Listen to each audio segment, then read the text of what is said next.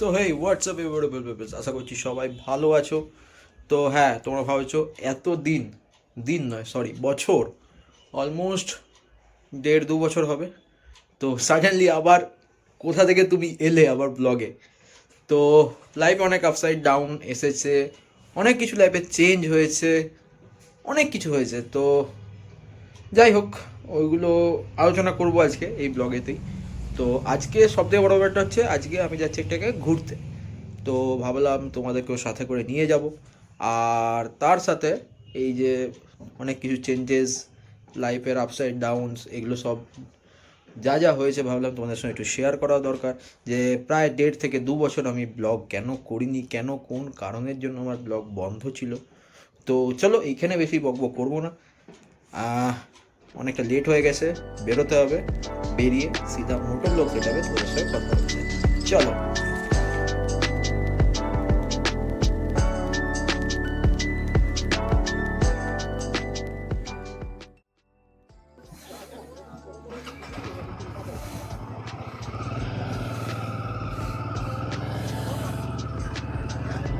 So চা খাওয়া complete. আর তার সাথে এতক্ষণ বাদ দেখলাম যে আমার মাইকটাই কানেক্ট হয়নি। আর কি বলি, কানেক্ট রয়েছে তো? হ্যাঁ, এখনও কানেক্ট রয়েছে। এবার যাই হোক, হ্যাঁ এতখানি ইউজ টু নয়। আজকে প্রথম আমি ব্লগ করতে পেরেছি এই ক্যামেরাটা নিয়ে, মাইক ফাইক।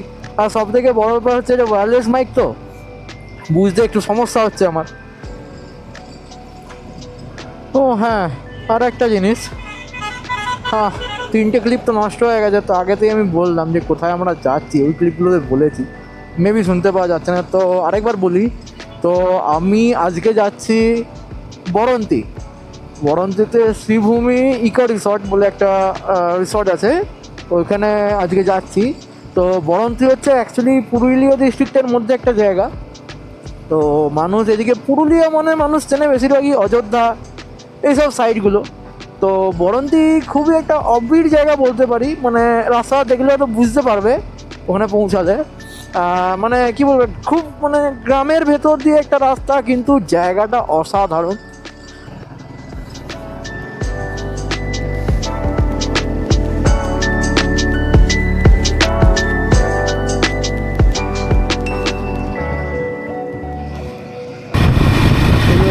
রয়েছে পুরুলিয়া 800 কিলোমিটার, এর মধ্যে পুরুলিয়া ডিস্ট্রিক্ট। আমরা এখন পুরুলিয়া ডিস্ট্রিক্টে এন্টার করে দিই। হচ্ছে ক্যামেরা করতে রাস্তা হচ্ছে বুঝতে পারছি না। এই রাস্তা হচ্ছে পুরোটা ড্যাম, বরন্তির ড্যাম। সকালবেলা কালকে যখন বেরাবো তখন আমি তোমাদেরকে দেখাবো।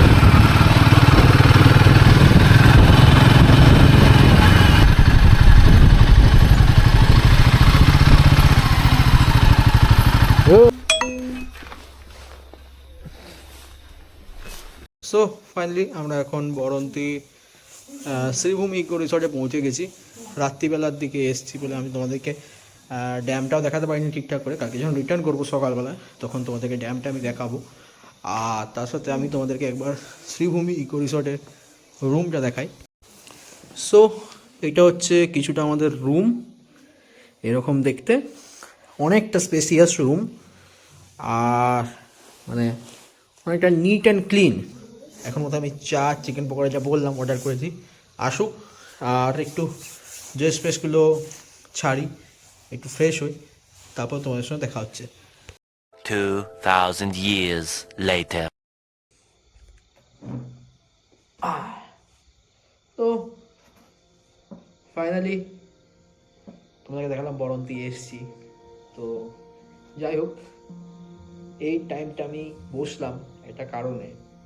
তোমাদেরকে আমি আগেই বললাম ব্লগেতে যে লাইফে অনেক আপ অ্যান্ড ডাউন হয়েছে। ব্লগ প্রায় 1.5 থেকে 2 বছর ছেড়ে দিয়েছি। অনেক কিছুই হয়েছে লাইফে।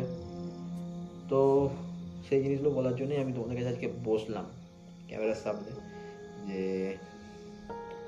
ফার্স্ট অফ অল, জীবনে অনেক কিছু হারিয়েছি। অনেক কিছু বলতে গেলে ফার্স্টেই আসে অনেক মানুষজন জীবন থেকে হারিয়েছে। শুধু হারিয়েছে বললেই হবে না, অনেক মানুষজন নতুন, ভালো কি খারাপ জানি না, অনেক নতুন মানুষজনের জীবনে আগমনও হয়েছে সেরকমভাবে।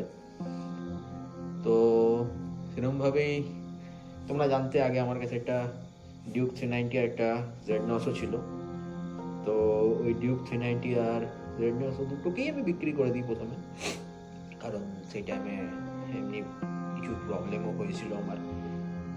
আর কি বলি, অনেক লোক অনেক ধরনের কথাও বলেছিল যে স্পেশালি ডিউকটার জন্য না, স্পেশালি জেডটার জন্য, কারণ অনেকে বলেছিল যে নাকি আমি নাকি জেডটা ভাড়াতে নিয়ে এসেছি, জেডটায় নাকি আমি তেল ভরাতে পারি না। যাই হোক, শুনে খারাপ লাগছিল। ঠিক আছে থাক, বেঁচে দিই। তারপরে দেখলাম যে না আছে বাইক, না আছে কিছু, তাহলে অ্যাকশন ক্যামেরাটার আর কি কাজ, অ্যাকশন ক্যামেরাটাও বিক্রি করে দিই। তো সেই হিসেবে হয়ে গেল পুরো হাত ফাঁকা আমার। তারপর রইল পরে আমার কাছে থার। তো থার নিয়ে তো আর সবসময় এদিক সেদিক করা যায় না, আর সেই টাইমে সেরকম মানসিকতাও ছিল না যে যে ব্লগ করবো, ঘুরবো ফিরবো, সেরকম ব্যাপারটাও ছিল না। তো তারপরে আসে জীবনে একজন স্পেশাল মানুষ, তো জীবনে আসে, তারপরে ধীরে ধীরে জীবনটা শুধরাতে আরম্ভ করে। বলতে পারো যে খারাপ সময় এলো, সেই খারাপ সময়টা এন্ড হতে আরম্ভ করে, আর ভালো সময়টা শুরু হতে স্টার্ট হয়। তো প্রথমেই আমি নিলাম হিমালয়ান 450, যেটা আজকে আমি নিয়ে এসেছি, তোমাদেরকে দেখালাম। তো হিমালয়ান 450 নিয়ে প্রথম আমার দুটো ট্রিপ করেছি, একটা হচ্ছে সিকিম আর একটা হচ্ছে দার্জিলিং। দুটো ট্রিপেই গেছিলো আমার সঙ্গে। আমি ফার্স্ট কোনো পিলিয়ন নিয়ে রাইড করলাম। ইন জেনারেল তোমরা জানো যে আমি সোলো রাইডটাই বেশি পছন্দ করি, আগে করতাম, কিন্তু এখন আর সেটা নয়, এখন পিলিয়ন নিয়েই রাইড করা বেশি পছন্দের আমার।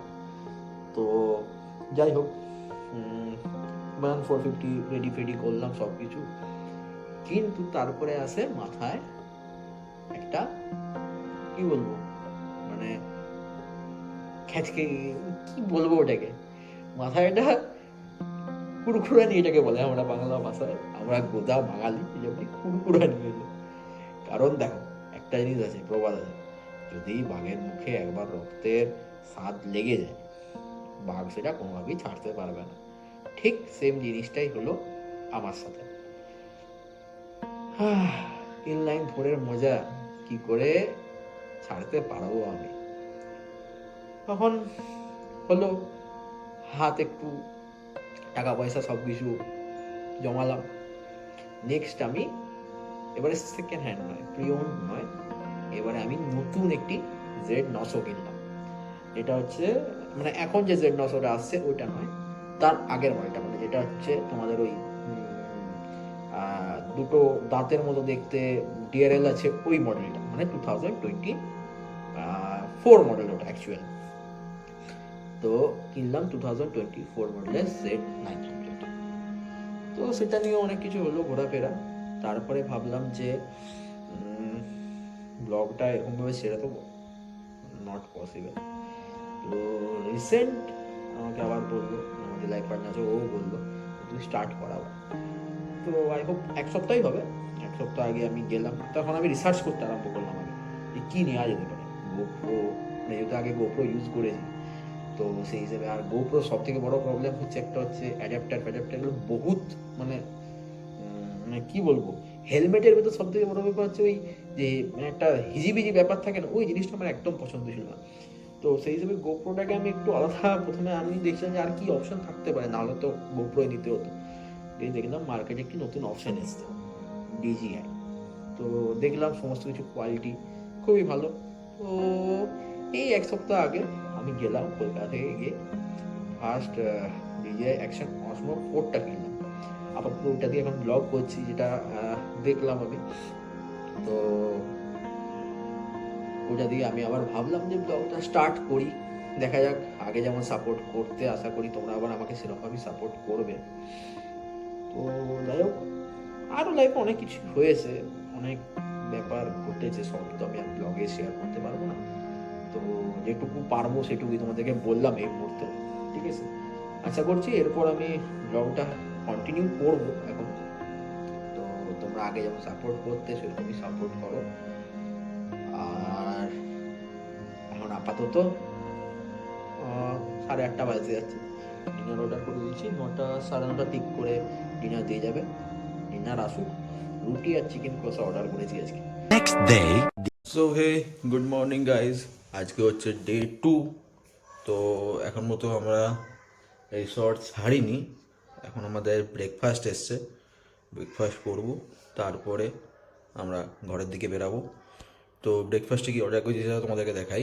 হচ্ছে আজকে আমাদের ব্রেকফাস্ট চা,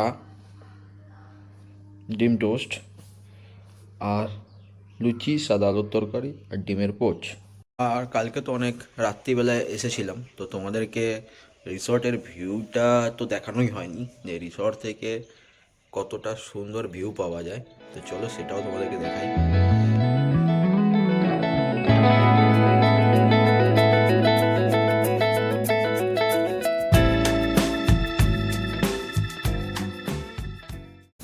সো ফাইনালি গাইজ, এখানে সমস্ত বিল্ডিং ফিলিং ডান হয়ে গেছে, আর আমাদের গাড়িও রেডি হয়ে গেছে পেটি প্যাক হয়ে। এখান থেকে বেরাবো, ঘরের দিকে যাবো। তার আজ তোমাদেরকে যেতে যেতে বরন্তী ড্যামটাও দেখাবো। এলাম।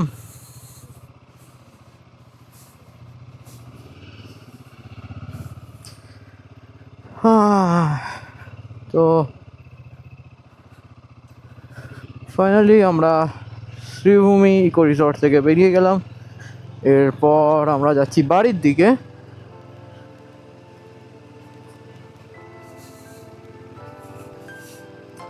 আর এখান থেকে শুরু হচ্ছে বরন্তী ড্যাম।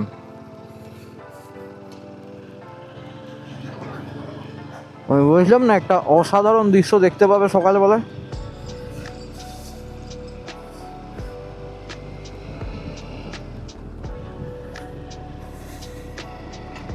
বলেছিলাম না কালকে রাত্রে যে একটা প্রপার গ্রামের ভেতর দিয়ে যায় রাস্তাটা।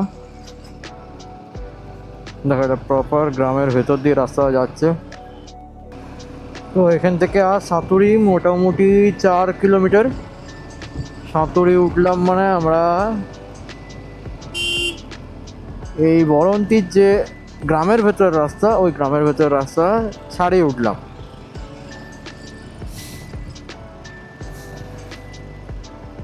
এখন ঘড়িতে সময় 12:46।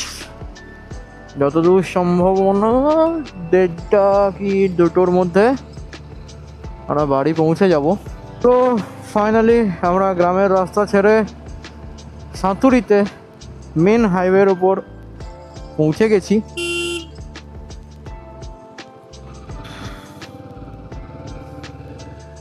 আই হোপ আমার মাইকটা কানেক্ট রয়েছে এখনো পর্যন্ত।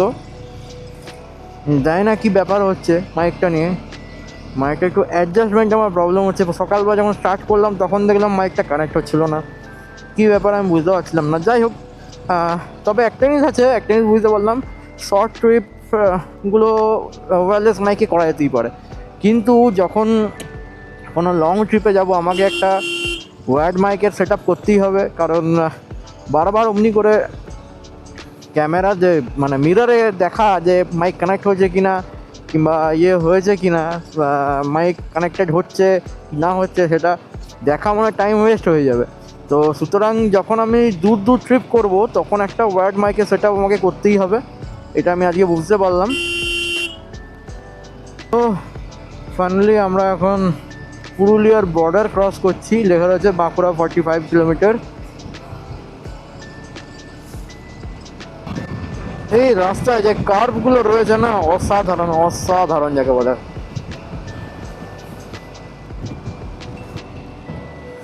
তো ফাইনালি আমরা এখন ছাতনার বাইপাস রোডে উঠতে যাচ্ছি, মানে অলমোস্ট ছাতনার বাইপাস রোড নয়, মানে ছাতনার বাইপাস রোড দিয়েই যাচ্ছিলাম এতক্ষণ ধরে।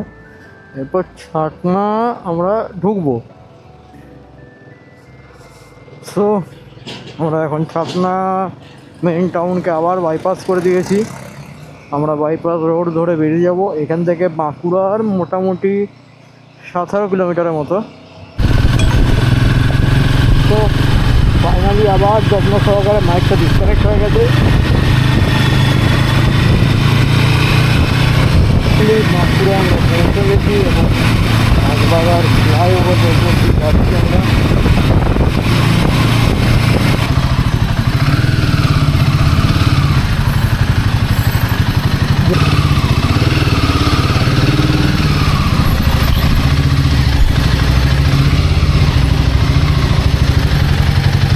সো ফাইনালি ব্লগটা এডিট করতে বসেছিলাম, এডিট করতে বসে দেখলাম যে ব্লগটা এন্ড করা হয়নি।